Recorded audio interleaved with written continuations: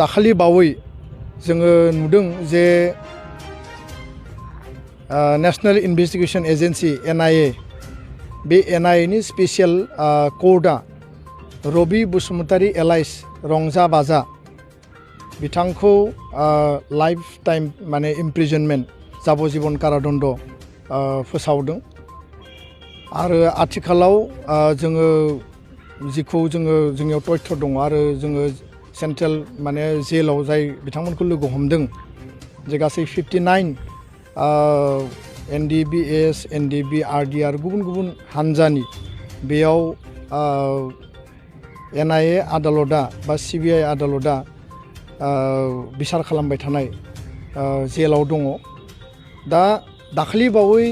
NIA आदालतआ बा NIA नि special कर्टआ rabi Basumatary बिथांखौ जे लाइफ टाइम इमप्रिजनमेन्ट होबाय बियो भेरि माच आनफर्चुनेट आरो बेखौ लानानै दुलाराय बर' फरायसा आफादा गोख्रोङै सोंखारिदों आङो एसे सिगाङाव एसामिस आरो गुबुन गुबुन TV चेनेलावबो बे बाथ्राखौ रिसेन्टमेन्ट आङो होदों जे बाथ्राया जाहैबाय जे 2020 27 जानुवारि बे गोजोन गोरोबथानि सिगां बा BTR गोरोबथानि सिगां जाय बिथां जेलाव दङमोन सुक्तिनि उनाव बिथांमोनखौ हगारनायनिसो बेयाव बाथ्रा दङमोन आरो 9.4 आव क्रिमिनेल केस आरो हाइनियास आरो नन हाइनियास बे केस उइथड्र खालामनायनि बाथ्रा दङ दा बेबायदिनो जोंनि मिथिनायाव आसामनि हम डिपार्टमेन्टआ जोङो जि तथ्य होदों 263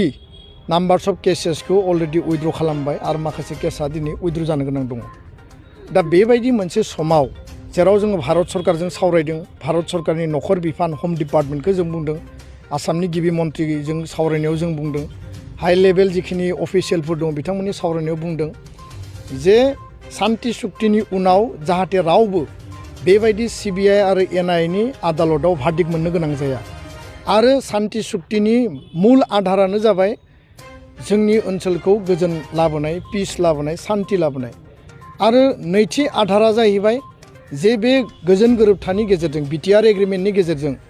जोंनि थाखानाय 6 सिडिउल BTC खौ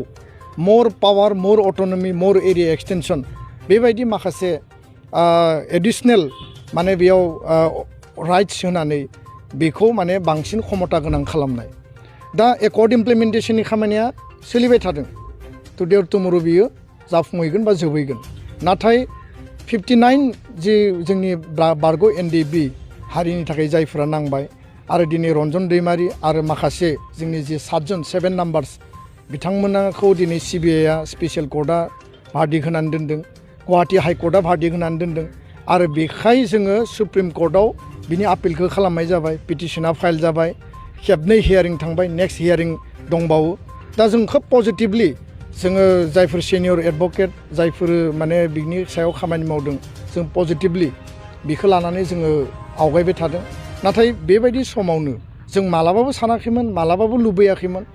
आरो बे बाथ्राखौ लानानै जों गोख्रोङै सोंखारिदों भारत सरकारखौ NIA स्पेशल कर्टखौ जे कुनु कारनाव सान्ति सुक्तिनि उनाव बे कर्टआ सोरखौबा आरोबाव जाबजीबन कारादण्ड सोरखौबा दायनिगिरि खालामनानै भार्डिक्ट होनाया बे कुनु कारनाव एक्सेप्टेबल नङा आरो बेखायनो जोङो थांनाय 15 नभेम्बराव भारतनि नखर जि नेहाथारि हम डिपार्टमेन्टनि हम सेक्रेटारि अजय कुमार भाल्लाखौ जों जेला लोगो मोनो आरो बिनि उनाव जेब्ला जोङो भारत सरकारनि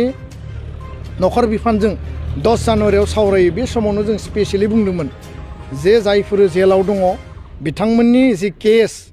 NIA आरो CBI जिखौ खालामबाय थादों बेखौ बन्द खालामनांगौ आरो बेखौ बन्द खालामनायनि गेजेरजों बिथांमोनखौ हगारनायनि बेबस्था खालामनांगौ दा बिथांमोना बिनि सायाव इनिशिएटिभ लागोन होननानै बुंदोंमोन खिन्थु दिनैबो जोङो लानाय नुवाखै जोङो स्पेशल कर्ट CBI NIA बा हाइ कर्ट सुप्रिम कर्टखौ जों अनार होयो आरो महामान्य आदालतआ जि मोनसे न्याय बिसार खालामो बे थिगानो दङ खिन्थु नैबे जि न्याय होदों बिनि सायाव जि भार्डिक्ट होदों बेखौ जों एक्सेप्ट खालामनो हाया खारन सान्तिनि सुक्तिनि उनाव आरोबाव सोरखौबा जुदि भार्डिक्ट होनाय जायोब्ला बे सान्ति सुक्तिनि माने टटेल जि बेसिस बेखौनो बिसोर भायलेसन खालामनाय जादों आरो बेखायनो आं खावलायो जे NIA स्पेशल कर्टआ जि भार्डिक्ट होदों बे टटेलि एगेन्स्ट दा पिस माने एग्रिमेन्ट आरो बेखायनो जोङो गोदानै आरोबाव बर' हारिनि जानानै एकर्ड सिगनेटरिनि जानानै दुलाराय बर' फरायसा आफादा भारतनि नखर बिफाननो जों स्पेसियेल लेटार हरगोन खारन NIA CBI गासिबो हम डिपार्टमेन्टनि आन्दारावनो जुदिও बिथांमोना इन्डिपेन्डेन्ट एजेन्सि दा बेखायनो बिथांमोनखौ जों खावलायगोन जे NDB रिलेटेड आरो एकर्ड रिलेटेड जेसेबां केस दङ बे जि दायानो जाया मानो सिगाङाव दायनिगिरिमोन खिन्थु एकर्डनि उनाव बिसोर दायनिगिरि नङा दा बेखायनो जातिनि सार्थआवसो जिहेतु बिथांमोना नांदोंमोन बिथांमोनखौ हगारनायनि खामानि मावनांगौ आरो केस माने नोङो हियारिं खालामनानै सोरनिबा जाजमेन्ट होनाय मेटारखौ बन्द खालामनांगौ दिनैनि बे प्रेस मिटनि बा नोंथांमोननि मिडियानि गेजेरजों आङो स्पेसियेलि सरकार आरो रायजो राजाखौबो आङो सांग्रां जानो थाखाय खावलायबाय दुलाराय बर' फरायसा आफादनिफ्राय स्पष्ट बाथ्रा जे NIA स्पेसियेल कर्टआ जि जाजमेन्ट होदों बे जाजमेन्टनि सायाव जोङो भारत सरकारनि हम सेक्रेटारि बिथांनो जोङो स्पेसियेल लेटार हरगोन आरो 59 जि सुबुं दङ आरो एडिशनेलि 7 numbers of Ranjan Daimary George बर' आरो गुबुन गुबुन जि दङ बिथांमोननि बेलायावबो माने आलादा आलादा मोननै लिस्ट खालामनानै जोङो हम सेक्रेटारिनि लेटार लिरगोन जाहाथे बिथांमोना जेलनिफ्राय गनांगौनि थाखाय गभर्नमेन्टआ NOC होनांगौ 2 नम्बरा जाबाय बिथांमोननि जि हियारिं बियो कमप्लिटलि बन्द जानांगौ आरो बिथांमोनखौ लांदां अख्राङाव हगारनानै हरनांगौ आरो बे जि माने NIA नि जि मोनसे बिथांमोनखौ जि क्रिमिनेल मोनसे नोजोरजों नायनाय बियो खोब दुखुनांथाव आरो बेबायदि ट्रिटमेन्टखौ जोङो सहायनाया माने जोंनि थाखाय एक्सेप्टेबल नङा गोजोन्थों।